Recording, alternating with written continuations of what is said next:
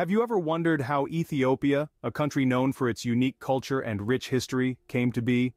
Let's transport ourselves back in time to the 8th century BC, to the early beginnings of Ethiopia. Back then, it was the rise of the Aksumite kingdom that marked the birth of this great nation. This kingdom, with its strategic location along the Red Sea, rapidly grew in wealth and power. But it wasn't just about the riches or the might.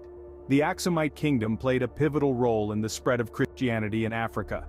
It was one of the first regions in the world to officially adopt Christianity, setting the pace for the rest of the continent. And so the Aksumite kingdom, with its wealth, power, and religious influence, laid the bedrock for the cultural and historical richness of Ethiopia. This period set the stage for a series of transformative events that would shape Ethiopia into the nation we know today. With the fall of the Aksumite kingdom, a new chapter in Ethiopia's history began. The reins of power were taken over by the Zagwe dynasty, who ruled with a firm yet visionary hand. Their most notable achievement was the construction of the awe-inspiring rock-hewn churches in Lalibela, a feat of architectural genius that still leaves visitors spellbound today. However, the winds of change were blowing across Ethiopia. The Solomonic dynasty, claiming descent from the biblical King Solomon, ousted the Zagwes and established their rule. A new era of expansion and exploration was ushered in during the Renaissance period. This was a time when Ethiopia began to open its doors to the wider world, fostering relations with European nations. The country became a hub of intellectual and cultural exchange, absorbing influences from abroad, while steadfastly maintaining its own unique traditions and identity. As the world around Ethiopia changed, so too did the country, adapting and growing in its unique way. As we move into the modern era, Ethiopia's journey takes a turn, filled with challenges and triumphs.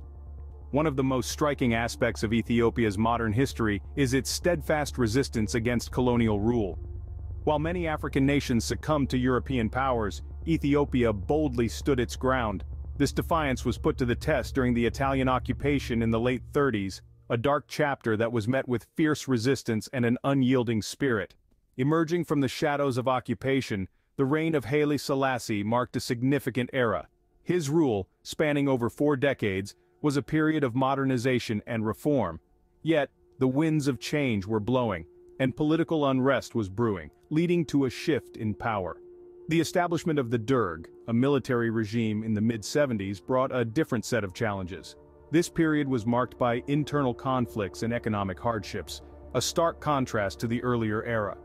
However, the resilience of the Ethiopian people shone through once again.